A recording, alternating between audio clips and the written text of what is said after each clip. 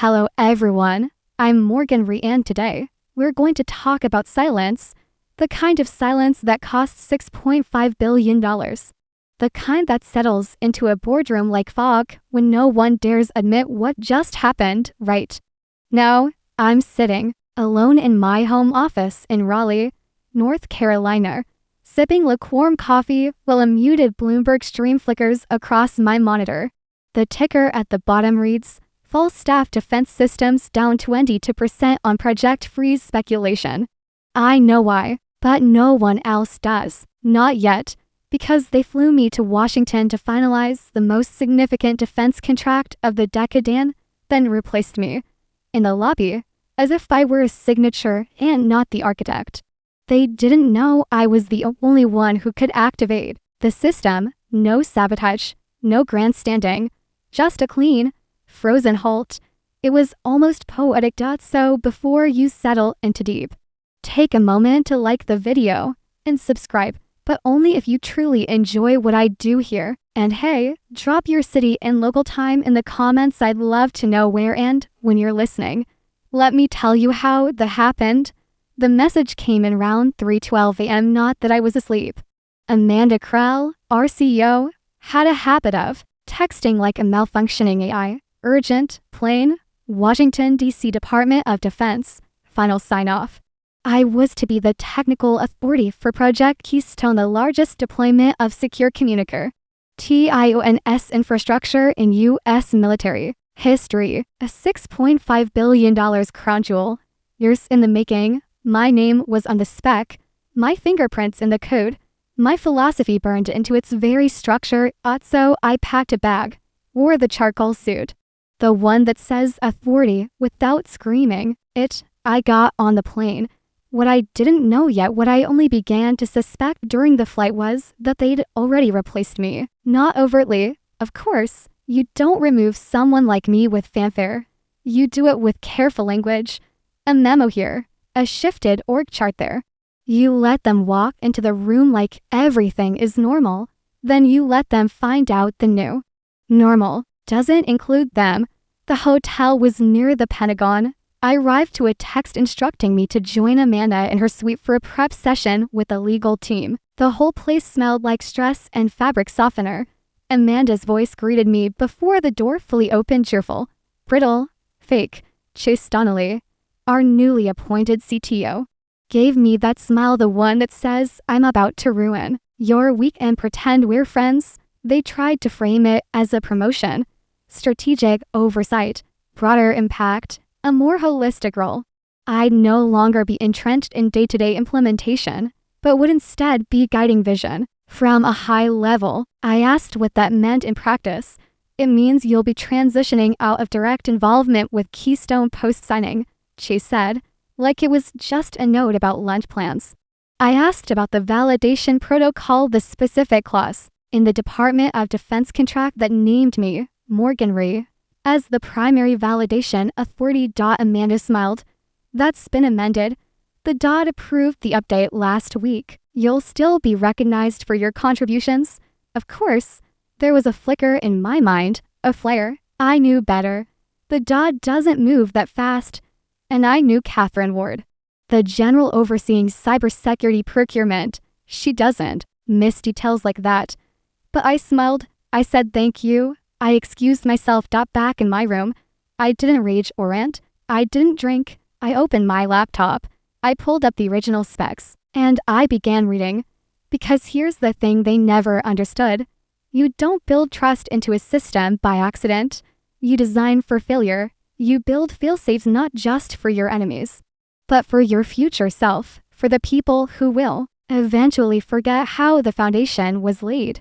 Years ago, I embedded something I never told anyone about.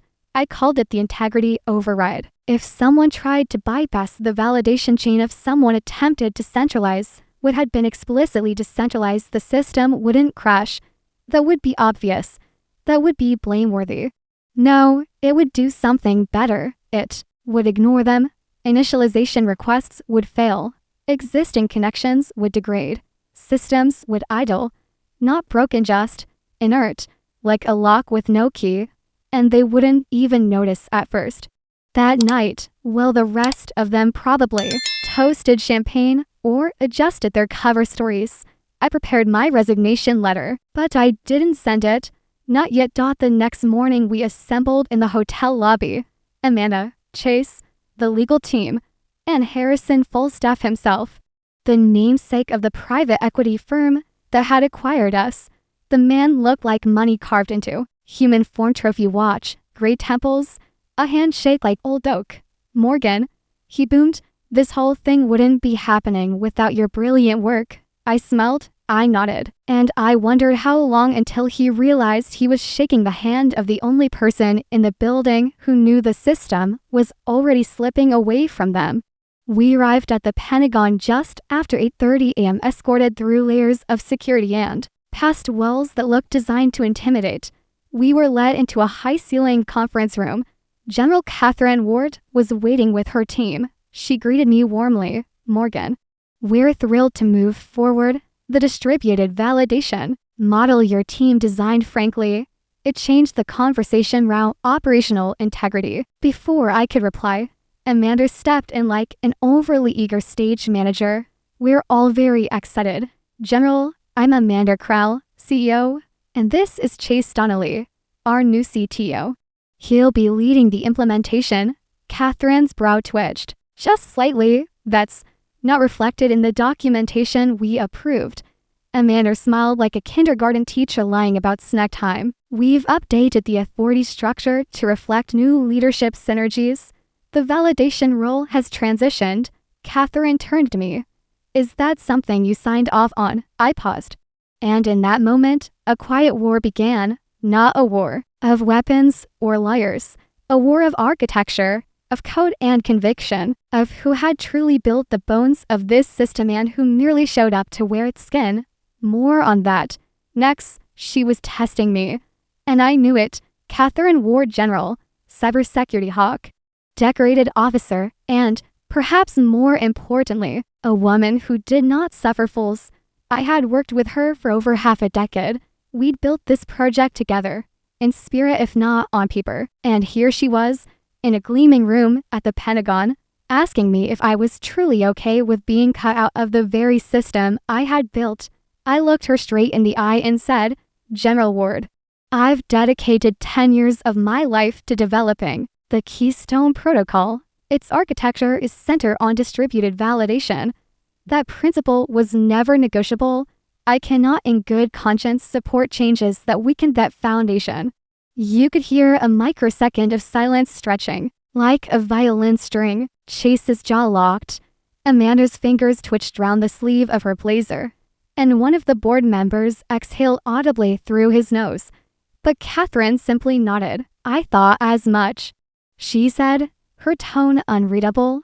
Then, without raising her voice, she turned back to Amanda. Ms. Crowell, Falstaff Defense Systems, was awarded this contract primarily due to the architecture designed by Ms. Ree.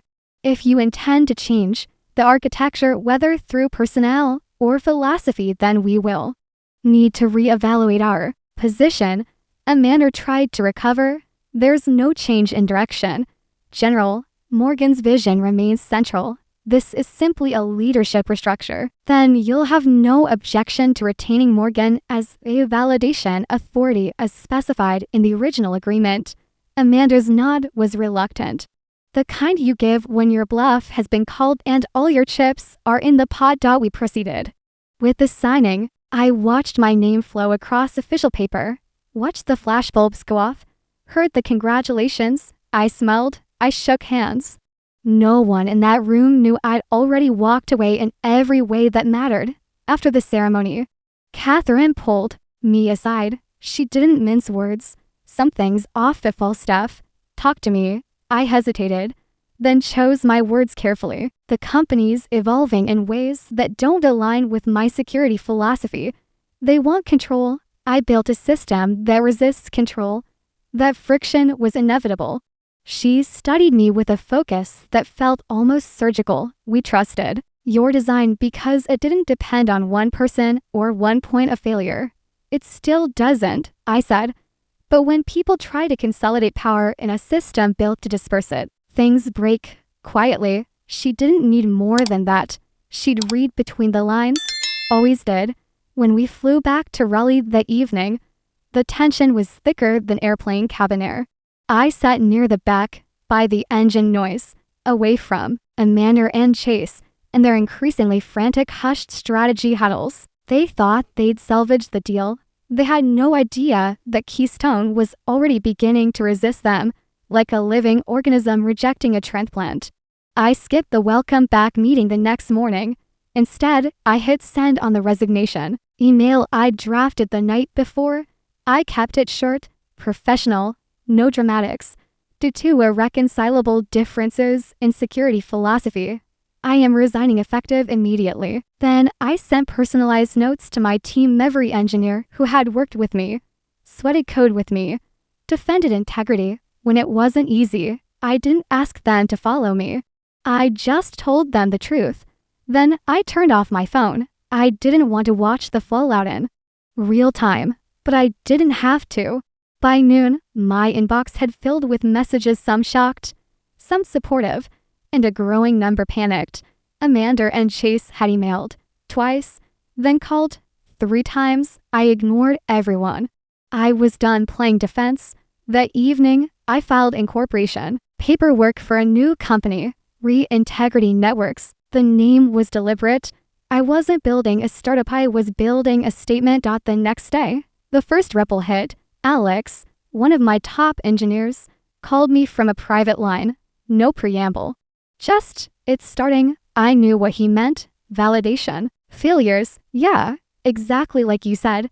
New initialization requests are being rejected. They're calling it a configuration hiccup.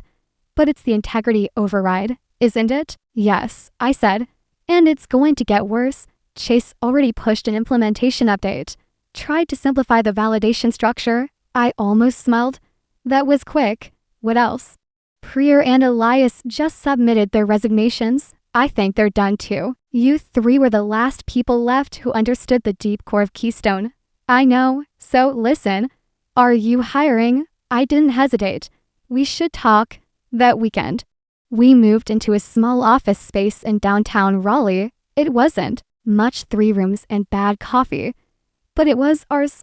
The team grew quickly, not in size, but in loyalty. Everyone who joined believed in distributed trust, in building systems that outlived ego.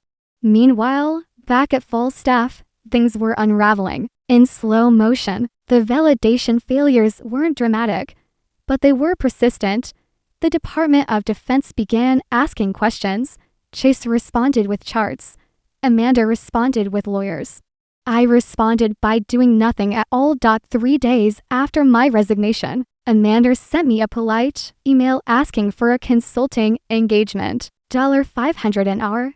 I ignored it. 2 days later, the offer increased to $10,000 an hour, minimum 40 hours. They also dangled my old title, expanded authority. They said. I didn't even read the whole message because it was never about the title. It was about the principle. Keystone wasn't a puzzle they could brute force. It was a cathedral built on philosophy. And when you forget the blueprint, cathedrals don't collapse. They just become empty. A week after that, my phone rang. The caller ID said Pentagon. General Ward, we have a situation. She said, double quotes, yes. I replied, I'm aware, and just like that, everything shifted again. Catherine didn't waste time with pleasantries. Full staff is reporting systemic implementation delays. Validation processes are failing, and their internal team seems unable to stabilize anything. I've tried reaching you through official channels. I assume there's a reason for your silence. I took a deep breath and let it sit in my chest for a second before replying. There is. I'm no longer with full staff. I resigned the morning after the contract signing. A pause. Not dramatic, but full of weight. I suspected something like that, she finally said. But I didn't want to believe it. They sidelined me. Catherine, quietly. The entire architecture was built on a distributed trust model. When they started centralizing control, it wasn't just a policy shift. It was a design failure in the making. I didn't mention the override. I didn't have to. She was smart enough to read between every syllable. So the system's failing because it's protecting itself. It's not sabotage. I said carefully, it's integrity. The structure reacts to unauthorized manipulation the same way an immune system reacts to a virus it isolates, disables, contains. They tried to rewrite the immune system mid-operation. She went quiet again, the way military minds do when calculating outcomes with too many zeros. How long before it spreads? It already has. You're just seeing the surface layer. If they continue on this path, initialization failure will be followed by cascading degradation. Within weeks, the system will become inert. Can it be fixed? Sure, I said, gently, with a total rebuild of the validation core, from scratch, which would require full reapproval. That's not a patch. That's a restart, months. Possibly longer, I understand. Then, a longer pause. We've been monitoring a new entity rate integrity networks, founded the same week you resigned, staffed by familiar names. I smiled. News travels fast in your circles. Are you in a position to deliver? That depends. What do you need? Catherine outlined the idea, a proof of concept. Scaled down implementation of the Keystone architecture separate from the Nuff-Lannering primary. Rollout. A $3 million initial contract, 90-day timeline. If successful, it could become the foundation for a new direction. I didn't need to think long. We can do it. And just like that, we had our first contract. Our small firm, only 7 engineers, at the time was officially backed by the United States government. That night, we ordered pizza to our tiny office and wrote our own names on whiteboards that doubled as planning surfaces. There was something absurdly pure about it. After everything, the flights, the boardrooms, the betrayal, we were right back where we started, building from scratch. But this time, we weren't compromising. 2 days later, full staff stock dropped 12% in a single afternoon. Financial analysts flagged technical instability and concerns over contract execution. The rumors about the Keystone implementation failures were becoming harder to contain. I wasn't watching. The Marketar dev team was elbow deep in infrastructure, schematics, but someone forwarded me a news alert. Amanda Krell's face appeared on a segment titled, "When Tech Culture Collides with Defense Contracts." I didn't watch it. I didn't need to. What I did watch was our prototype spring to life.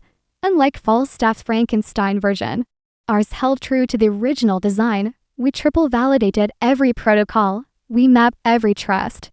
Note, when we tested our failsafe triggers, we documented each behavior with ritualistic care. I wasn't just building a product, I was exercising everything they tried to erase. 10 days after our first commit, full staff reached out again. Our letter this time, embossed, formal, signed by Amanda herself, Morgan. Due to unforeseen complications with Project Keystone's implementation, we respectfully request your expert consultation. Your intimate understanding of the system could be invaluable. We're prepared to offer full reinstatement and substantial compensation. I laughed. Not cruelly, just with the hollow amusement that comes from watching someone beg without realizing you've moved on. They weren't looking for a consultant. They were looking for a scapegoat with a wrench. 3 days after that, Catherine called again. Full staff stock just tanked another 10%. She said, they've publicly delayed phase 1 deployment. Amanda's in damage control. The board's panicking, and the DOD is drafting termination terms. If they can't prove technical capability within the next week, the Keystone contract is done. And you want to accelerate the alternate path. I want to know if your team can stand up a secure channel by next month. I looked at our whiteboard. I looked at Alex and Priya, still mid-code review. Dark circles under their eyes and mugs stained with ours of caffeine. I looked at the system we were building and felt something rare, confidence without caveat. We can. That evening, I got another call, this time from Harrison full staff himself, Morgan. He began, his voice like gravel soaked in cologne. I'm calling. As a last resort. I said nothing. I'll be brief. The situation is catastrophic. Amanda is out. Chase is gone. The board is prepared to make structural changes, radical ones. We'd like you to return, as CEO. Full control of the Keystone architecture. Reinstate your principles. I was quiet for a long beat. Why now? Because we're bleeding out. The system isn't responding. Our credibility with the government is disintegrating. You built the foundation. We forgot that. We're prepared to admit that. I looked out the window at the sunset creeping across the glass of our new office. I thought about the quiet loyalty of my team, about Catherine's trust, about how power had been stripped from me so silently that even now, they didn't fully understand what had broken. I appreciate the offer, I said, but we're already building something new. And this time, we're doing it right from the beginning. Morgan, he said, we have infrastructure, contracts, skill, you have control, I said.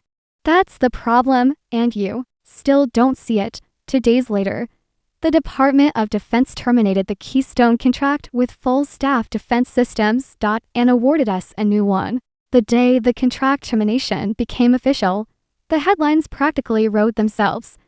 Pulls plug on full staff $6.5 billion deal. Startup integrity. Re's revenge or reinvention. Financial media loves a clean narrative. They didn't know the half of it. Our office was buzzing not in celebration, but in purpose. We had just been handed a $2.9 billion, 7-year contract to develop a new secure communications framework. Not a hand-me-down, not a salvage job. A next-gen system, built from the principles that full staff had tried to erase. I didn't talk to the press. I didn't gloat. But the industry understood. The whispers flew across Slack channels, LinkedIn, DMs, and encrypted dev group threads. The woman who built the bones of Keystone had quietly watched it freeze under mismanagement and then built its successor from the ashes. Some called it revenge. It wasn't. It was architecture. Meanwhile, full staff was bleeding out in slow motion. Their stock dropped another 15%. Trading halted. The board issued a statement promising renewed focus and organizational clarity. That's corporate code for we have no idea what just happened. Harrison full staff reached out one last time. This time, he didn't try to frame it as business, just dinner, a private restaurant in Raleigh. I agreed, partly out of curiosity, partly because I wanted to look the ghost in the eye. He looked older, eyes heavier, hair thinner, jaw tight with tension he couldn't hide. You built something remarkable, he said as we sat down. Not just the system but the company that came after, Re-Integrity Networks. It's being watched in every defense circle. Thank you, I said. We're trying to do it differently this time. He nodded slowly. You know, when we brought Amanda and Chasen, we thought we were professionalizing the organization, making it scalable, efficient. You were making it malleable, I replied. Easier to steer. You just didn't realize you were staring it into a wall. He didn't argue. Just studied the rim of his glass. We didn't understand what you were really building. Not just code, but a set of rules. Invisible ones. Ones that didn't bend to whoever held the title. Exactly, I said. Security and a permission level. It's a principle. It resists erosion, especially from the inside. He looked up. You never sabotaged it, did you? I raised an eyebrow. You just built it to protect itself. I nodded slowly. It was in the technical documentation, every line. But no one read it. Not all the way through. He gave a low chuckle. The kind that sounded like it might turn into a cough or a sob if pushed further. Hidden in plain sight, most integrity is. That dinner ended without proposals or negotiations. He didn't try to buy me out or acquire my company. I think he knew better. Instead, he simply raised a glass and said, to foundations that remember who built them. We clinked glasses. It felt like closure. The next morning, I returned to the office. We had a full day planning sprint for the new DOD contract, and the team had already whiteboarded half the infrastructure diagrams. We weren't just rebuilding Keystone. We were reimagining it modular, scalable, resistant to both external attacks and internal hijack. We even gave it a new name, Archway, because unlike a Keystone, which could be removed or replaced if someone got clever. An archway stood by balance alone. Its strength came from cooperation. And we made one unbreakable rule. No part of the system could depend on a single entity, not even us. That meant implementing triple-party validators, zero-trust reauth cycles, and redundant consensus layers. Slower to build, yes, but resilient in ways that no top-down architecture could match. We weren't just designing for defense, we were designing for betrayal. Because, as I'd learned, betrayal isn't always loud. Sometimes it comes with soft voices and job promotions. Over the next few months, we grew slowly. Intentionally, we turned down acquisition offers. We refused VC funding. We even passed on a fast-track government expansion program that would have buried us in red tape and diluted our independence. Every person we hired went through two interviews, one technical and one philosophical. We didn't just ask what they could build. We asked what they believed in.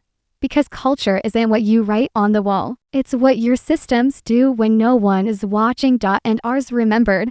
Meanwhile, Falstaff was bought out, absorbed by a larger defense conglomerate. Their name vanished from the headlines. Their tech shelved. Keystone became a footnote in procurement history. In business schools, the story spread. How a billion-dollar system froze not because of sabotage, but because of hubris. Occasionally, someone would reach out, a former colleague, a disillusioned engineer from another firm, asking if the rumors were true. Did you really build a kill switch? They'd ask, always whispering, and I'd say the same thing every time. No, I built a system that couldn't be killed, only ignored. It was a Tuesday, quiet, ordinary, not worth remembering, when I received the strangest gift of validation I could imagine. A handwritten letter arrived at the office. Yes, handwritten, creamy envelope, expensive ink, and my name written with the kind of flourishes only someone over 60 bothers with. It was from Colonel James Matt, the very man whose unauthorized signature had appeared on the validation transfer documents during the infamous Pentagon meeting. I opened it slowly, unsure whether I was about to be threatened, flattered, or blamed. The letter was brief, 2 paragraphs. Morgan, they told me it was just paperwork, something to speed things along. I didn't ask questions. I should have. I've since reviewed everything. What you built, it deserved better than what we tried to do to it. What I helped them do to it. I'm sorry. I kept that letter in a drawer for months, not because I needed the apology, but because it reminded me that complicity often wears a uniform just as easily as it wears her suit. And speaking of suits, Falstaff's former legal counsel tried to meet with me under the pretense of IP clarification. Translation: they were hoping I hadn't covered my tracks when I left. That maybe the override, or the distributed design, or even just the trust algorithms could be argued as proprietary. They brought a binder. I brought silence. I'm not here to litigate. I told them, I'm here to build. You should try. It's sometime. They didn't push. I think they knew the courtroom was the only place they might still have influence, and that even there, their odds were grim. The truth was documented, timestamped, backed up across 8 repositories. I had built Keystone inside their walls, yes, but I'd built Archway outside their reach. That same week, we reached our first milestone with the Department of Defense. Our pilot program, Secure Communication across 3 tactical divisions, was fully deployed. Not a single handshake failure, not a single breach, 0 unplanned riots. They were astonished. Catherine Ward called to deliver the results herself. You know what the weirdest part is? She said. Everyone kept expecting some kind of clever failure, a catch, a hidden lever. Instead, it just worked. Sometimes the most radical thing you can do, I replied, is make something function exactly as promised. She laughed, and then asked the question I knew was coming. So, what's next? We'd been thinking about that. Because while we'd built Archway for the military, its applications extended far beyond the battlefield. Hospitals, water grids, air traffic systems, Infrastructure so fragile it didn't even realize how exposed it was. Most of it ran on aging systems with single-point admin control. A disgruntled insider could bring entire cities to a halt.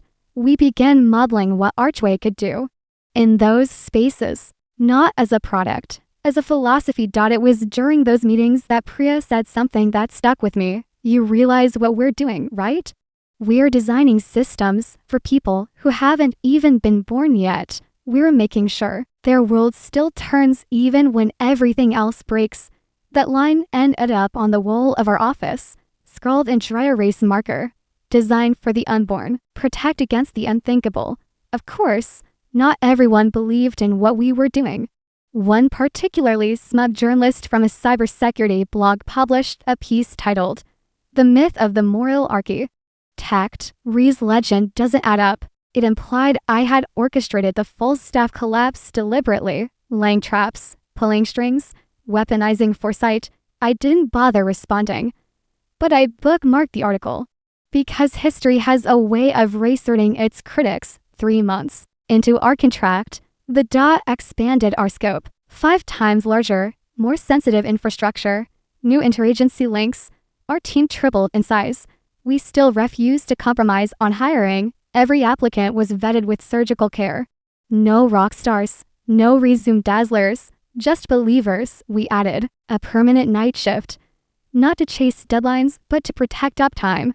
We ran silent drills, tested every fail scenario we could imagine. Once, Alex suggested simulating an insider breach from a rogue admin. You want to pretend one of us goes rogue? Priya asked, half-joking. Double quotes. No, Alex said, dead serious.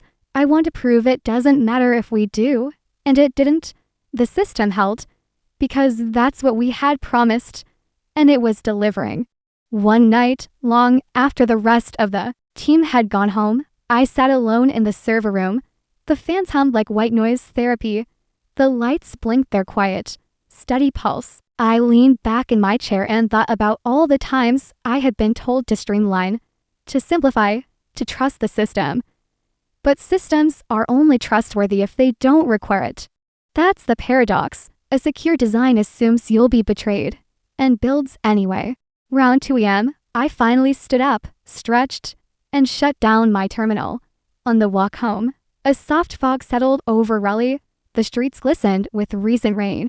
I passed a bus stop where someone had scribbled fall staff equals fail staff in permanent marker. I didn't smile, not because it wasn't funny, because by then, I had learned the real victory wasn't that they'd fallen. It was that we'd kept building. 3 months after Archway's pilot success, we reached a tipping point. Not a loud one, not a grand announcement, but a quiet moment of realization.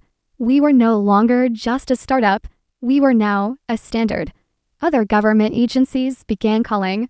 The Department of Energy, the Federal Aviation Administration, even a task force from Homeland Security. They weren't asking for demos. They were asking how soon we could begin implementation. It was dizzying, exciting, dangerous, even because growth, real, rapid, uncontrollable growth, is its own kind of threat. Every system we protected was one step deeper into complexity. Every client added another point of pressure, another chance to compromise not the code, but the philosophy. We knew what failure would look like. We'd seen it already, not in code bases, but in boardrooms, where decisions were made by consensus instead of conviction. So we laid down rules, strange rules, quirky, even. No projects could start without a written statement of principles from the architect. All hires, no matter their level, had to answer one bizarre interview question. Describe a time you did the right thing when no one would have noticed if you hadn't. And every month, we rotated the role of sabotage designer, someone whose job was to come up with realistic ways our systems might be compromised by bad actors inside the company. We joked about it. Sure, but it wasn't paranoia, it was trust built through friction, like polishing glass with sand. One morning, Alex walked into my office with a look I'd come to associate with either brilliance or disaster. I want to build a trigger. He said, a trigger, a mechanism that alerts us if we, as a company, start becoming false staff. I paused. You mean a kind of cultural checksum? Exactly. Not just KPIs or velocity charts. Something deeper. A way to measure drift. We ended up calling it the Compass Project. It tracked decisions, not outcomes. How many times did we override objections in meetings? How many approvals were centralized? Did we start making exceptions for special clients? And most tellingly, were we ignoring warnings just because the source had less power? It didn't produce a score. It produced shadows, patterns, echoes of future failure. And when it rang even slightly off-key, we paid attention. That was the difference. At Falstaff, red flags were paperwork. At Re-Integrity Networks, they were gospel. Still, the shadows crept in. A new potential client or major private defense contractor offered us $80 million to adapt Archway for their proprietary system, but they had a clause, a simple one. On paper, final validation control would sit with their executive leadership team. No, I said immediately. The salesperson blinked. Just like that. Just like that. The client escalated. They flew in, took me to dinner, tried to frame it as flexibility. One of them even said the line I loathe most in the English language: you can't let perfect be the enemy of progress. But this wasn't about perfection. It was about direction. You don't loosen your compass just to get there faster. We walked away. That decision cost us what would have been our single largest private sector contract to date. But we slept just fine that night. Around the same time, I received a message from someone I never expected to hear from again. Elias, one of the engineers who had stayed behind at full staff until the very end. He was working at the company that bought them out. New leadership, new mandate. Still trying to untangle the ruins of Keystone. They've archived everything, he told me over coffee one afternoon. Codebase, documentation, even the internal memos. They turned it into a case study. I nodded. Makes sense. What gets me, he continued, is how they still don't understand what happened. They keep blaming bad hiring, bad timing, bad optics. It was none of those things, I said. It was forgetting that power isn't the same as control. He smiled. That line's gonna end up on a t-shirt someday. We laughed.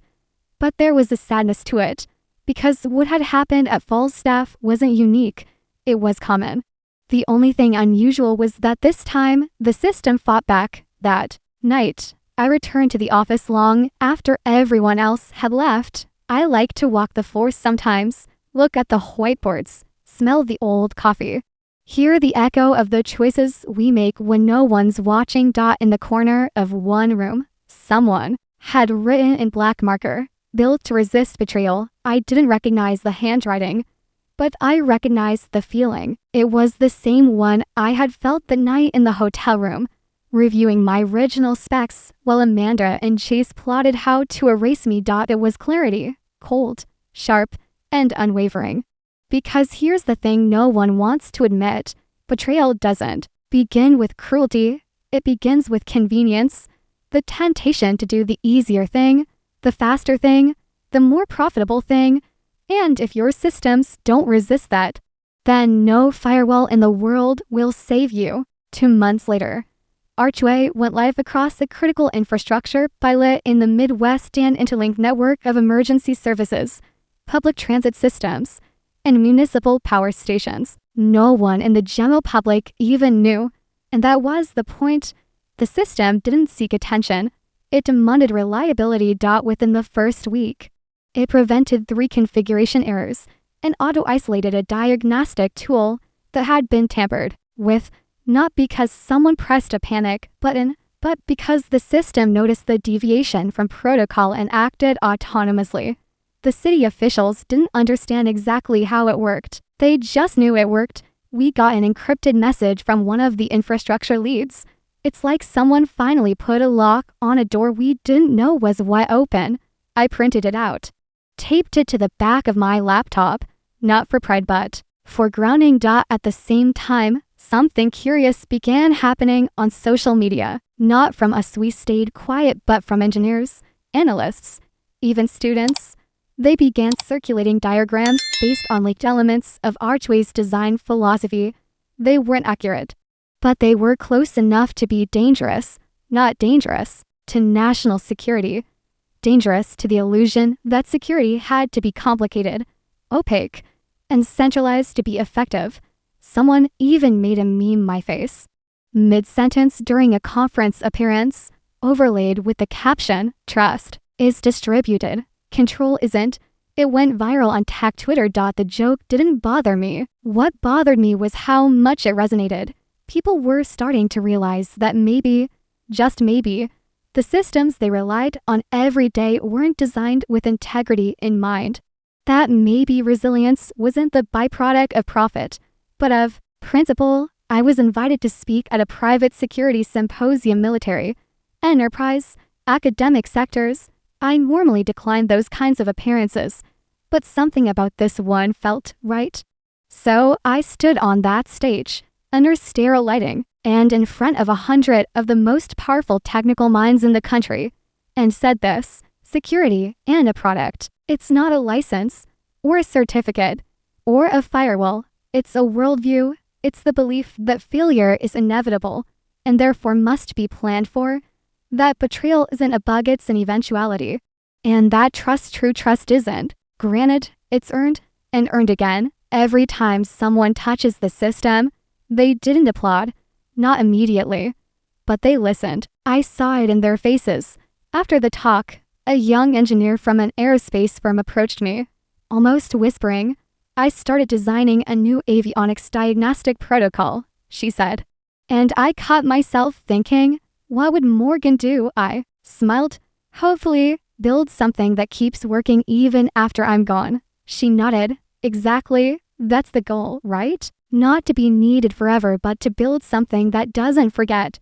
Her words haunted me for weeks, because they echoed something I'd written a decade earlier in the Security Solutions internal wiki, long before false staff even existed. The best systems have memory, not just logs, memory. They remember how they were built and why, even when the people forget. I'd written it half as a joke, but it had become prophecy still. For all our success, for all the validation, we weren't invincible. We faced resistance too, especially from legacy vendors who had grown fat off fear. Selling centralized control as streamlined security. They began pushing back, whispering in procurement ears the Archway was too radical, too slow, too expensive. We countered with data. We showed our uptime rates, our failure response windows, our total incident prevention log. Still, the attacks kept coming. One vendor even released a white paper implying that our systems introduced invisible dependencies, a jab at the very redundancy layers we prided ourselves on. We debated replying, but in the end, we didn't, because silence, when earned, speaks louder. And then came the real test. A well-financed lobbying group approached one of our newer clients with a friendly alternative to Arc. Way cheaper, simpler, more flexible. They promised streamlined approval paths, easier patching cycles, full executive override access. I didn't find out from the client. I found out from one of our junior engineers, who had connections at the lobbying group. He brought me a copy of the pitch deck. It looked familiar. To familiar. Slide 3 was almost a clone of our trust node diagram. Slide 5 used phrasing lifted directly from one of our blog posts. They'd replicated the surface, but not the soul. "Do we sue?" Alex asked. "No," I said. "We let them deploy it, and then we wait." Sure enough, within 6 weeks of pilot deployment, the client experienced its first major incident, an override request, executed without sufficient validation, locked out an entire operations team. No breach, no villain, just chaos caused by flexibility. They called us the next morning. "I think we misunderstood what we were buying," their CIO said. "You weren't buying a product," I replied. "You were buying time. Time to not fail."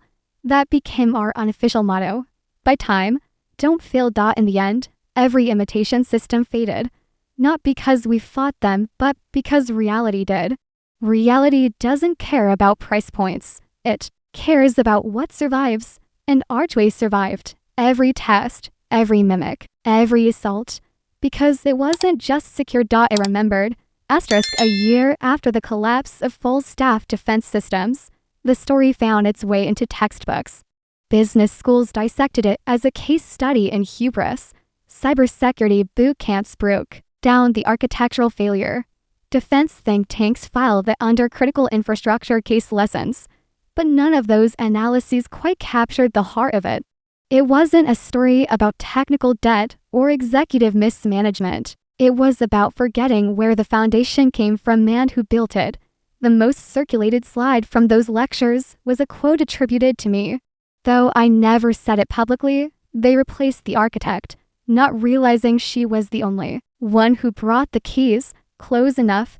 Integrity networks kept growing, not explosively, but steadily, deliberately. We hired slowly, vetted obsessively, and never once compromised the design principles we started with. Every new system was a continuation of the original philosophy. Distributed trust, zero unilateral control, memory built into the bones. Eventually, we began receiving attention from overseas. Quiet inquiries from foreign governments, critical infrastructure groups, even humanitarian organizations. They didn't want flashy AI tools or blockchain hype. They wanted guarantees. They wanted systems that kept working even when politics didn't, even when everything else fell apart. So we said yes, carefully, always with one rule: no client, no matter how wealthy or powerful, could override the trust chain ever. We turned down a $1 billion offer from a global defense firm looking to acquire and integrate our platform. Their offer came with a promise of full autonomy, generous stock options, and a ceremonial board seat for me. I declined in a 5-line email, because legacy ain't built by selling out. It's built by staying in. Years later, I found myself walking through a data center in Nevada where one of our largest deployments lived. It was cold, clean, the air full of low-frequency hums. A technician who didn't recognize me gave me a tour. When we reached the node that served as the initial validation entry point, she tapped it lightly and said, "This is where it all begins." I smiled. "You know how it works?" She nodded. "Not all of it, but enough. It doesn't rely on me. That's the point." Exactly. When I got back to the office, I passed by a wall we'd started filling with messages from clients. Not testimonials, those are for marketing. These were raw and filtered notes. Screenshots of prevented disasters, quiet messages of thanks from engineers, a sticky note from a doctor who said our infrastructure helped her hospital stay online during a cyber attack. One line caught my eye: "Your system didn't flinch, neither did we." That night, I wrote a letter, not to anyone in particular, just a kind of note to self. I never intended to publish it, but maybe it's worth sharing now. Dear future builder, no one will tell you this when you start, so let me be the first. The world doesn't fail all at once, it unravels slowly. One shortcut at a time, one temporary override that becomes permanent, one assumption that goes unchallenged. Build systems that resist erosion, design for betrayal. Assume good intentions will someday fade and build anyway. Don't make yourself indispensable. Make your principles indispensable. They might replace you, just make sure they can't replace what you believed in. I saved the letter in our internal knowledge base under file name architecture-01. I didn't sign it. I didn't need to. They know. The final twist in this story came quietly. A reporter reached out asking for an interview. Not a gotcha piece or a tech spotlight, but a retrospective.